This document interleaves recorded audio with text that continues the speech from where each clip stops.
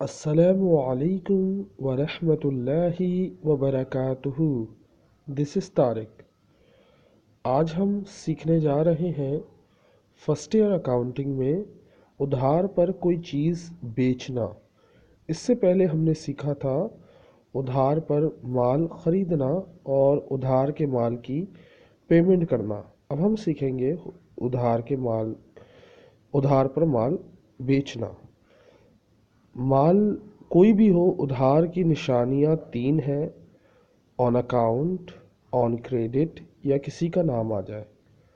उधार किसी भी किस्म का हो, उसकी पहचान होती है कि कोई नाम होगा या ऑन अकाउंट लिखा होगा या ऑन क्रेडिट लिखा होगा। जैसे मिसाल के तौर पे पहली एंट्री देखें जो मैंने लिखी है, sold building on account.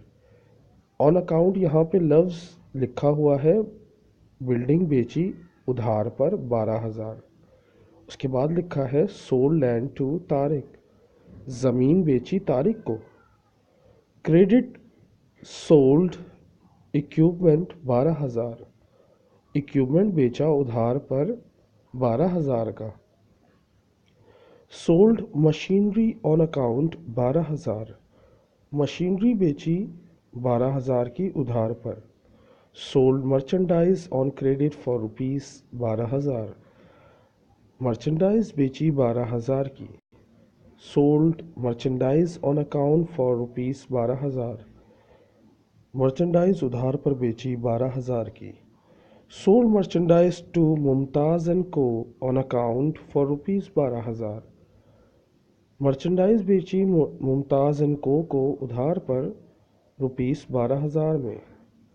Credit sale for rupees 12,000, उधार पर मर्चेंडाइज बेची 12,000 की। ये तमाम एंट्रीज़ पढ़ने का मकसद ये है, इनके आखिर में ज़रा अगर लफ्ज़ देखा जाए ऑन अकाउंट या किसी का नाम या क्रेडिट का लफ्ज़ आ रहा है, याद रखिएगा इसमें कहीं भी कैश का ज़िक्र नहीं है। तो जब कैश का ज़िक्र नहीं है और तीनों निशानियां उधार में से कोई एक आ जाए तो माल उधार पर बेचा जाता है। अब याद रखिएगा बेचने के लिए यानी सोल्ड और सेल, सोल्ड और सेल इसके लिए हमेशा उधार इस्तेमाल होता है अकाउंट रिसीवेबल। अब सोचेंगे सर हम कैसे बिलीव करें कि इसके लिए उधार अकाउंट रिसीवेबल होता है, हमने तो अकाउंट पेबल भी पढ़ा है। देखिए, अकाउंट का मतलब होता है उधार, रिसीव का मतलब होता है वसूल करना और रिसीवेबल का मतलब होता है वसूल करना है। तो अकाउंट रिसीवेबल का मतलब क्या हुआ? उधार वसूल करना है, किया नहीं है, करना है। सो जब कोई चीज़ आप बेचते हो तो उधार आप लोगे या दोगे? आप उससे उधार के पैसे वसूल करोगे, ना कि आप, बेशक आप किसी बंदे को उधार पर माल बेच रहे होते हो लेकिन उधार जो होता है वो पैसों पे किया जाता है, तो आपको पैसे मिलने होते हैं। जब आप कोई चीज़ बेचते हैं तो आप उसके बदले में पैसे वसूल करेंगे, बेशक इन फ्यूचर, नॉट नाउ, अभी नहीं लेकिन मुस्तकबिल में आपको वो पैसे ज़रूर मिलेंगे। तो ये होता है उधार बेचने के लिए। बेचने के लिए हमेशा आपने कौन सा उधार इस्तेमाल करना? Account receivable. अकाउंट रिसीवेबल, देखिए मैं आपको एक आसान तरीका बताता हूँ एंट्री को समझने के लिए कि मर्चेंडाइज बिल्डिंग बेची, मिसाल के तौर पे sold building on account.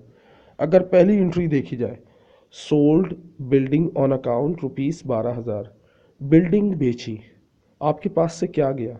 Building चली गई। आप उसके बदले में क्या मिलेगा आपको, ये सोचें। आपको मिलेगा पैसा, लेकिन पैसा अभी नहीं मिल रहा, पैसा मिलेगा।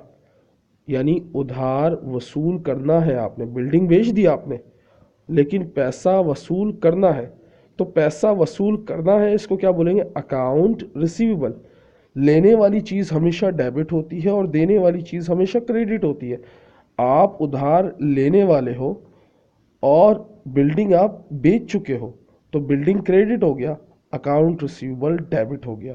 तो account receivable debit 12,000, building credit 12,000। Narration क्या होगी? To record sold building on account. हम जो चीज़ बेच रहे होते हैं उसको क्रेडिट कर देते हैं, उसके बदले में या तो कैश को डेबिट करते हैं या तो अकाउंट रिसीवेबल को डेबिट करते हैं।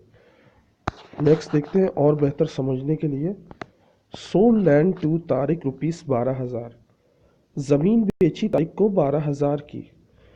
देखिए, आपने 12,000 की उधार ज़मीन बेची, तो जो चीज़ बेच दी वो तो आपके पास से चली गई, तो लैंड तो आपके पास से चला गया, जो चीज़ आपके पास से चली गई वो क्रेडिट हो गई। उसके बदले में आप क्या लोगे या आपने क्या लिया है, आप उससे पैसे लोगे। लेने वाली चीज़ को कहाँ डालेंगे? डेबिट में। जो भी चीज़ ली जाती है उसको डेबिट कर देते हैं, जो चीज़ दी जाती है उसको क्रेडिट कर देते हैं। तो ले क्या रहे हैं आप? उधार, यानी उधार का पैसा वसूल करेंगे। तो उधार का पैसा वसूल करेंगे, इसकी इंग्लिश क्या होती है? अकाउंट उधार, रिसीवेबल वसूल करेंगे, अकाउंट रिसीवेबल डेबिट, जो चीज़ बेची उसको credit, land credit. So account receivable debit 12,000, land credit 12,000 to record sold land to Tariq. Next देखिए और बेहतर तरीके से समझने के लिए,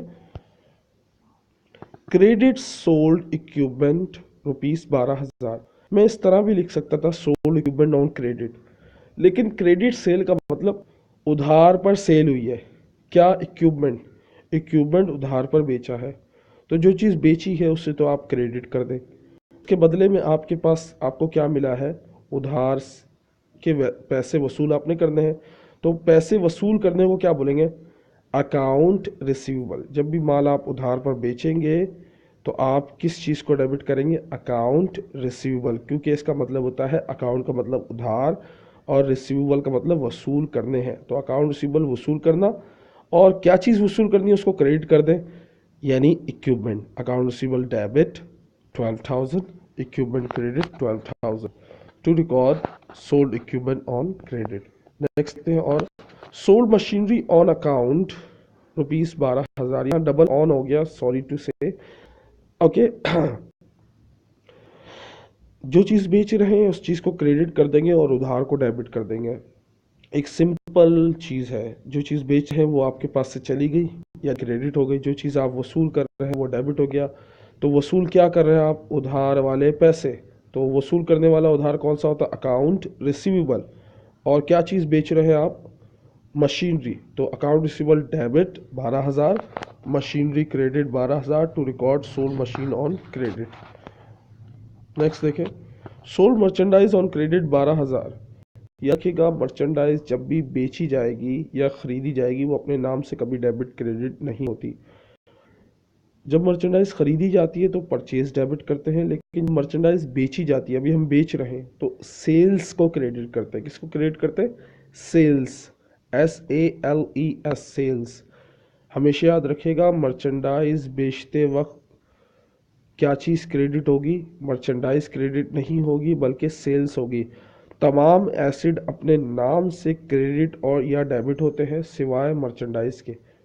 मर्चेंडाइज जब बेची जाती है तो सेल्स के नाम से लिखी जाती है, यानी हम मर्चेंडाइज को क्रेडिट नहीं करते बल्कि उसके बजाय सेल्स को क्रेडिट करते हैं।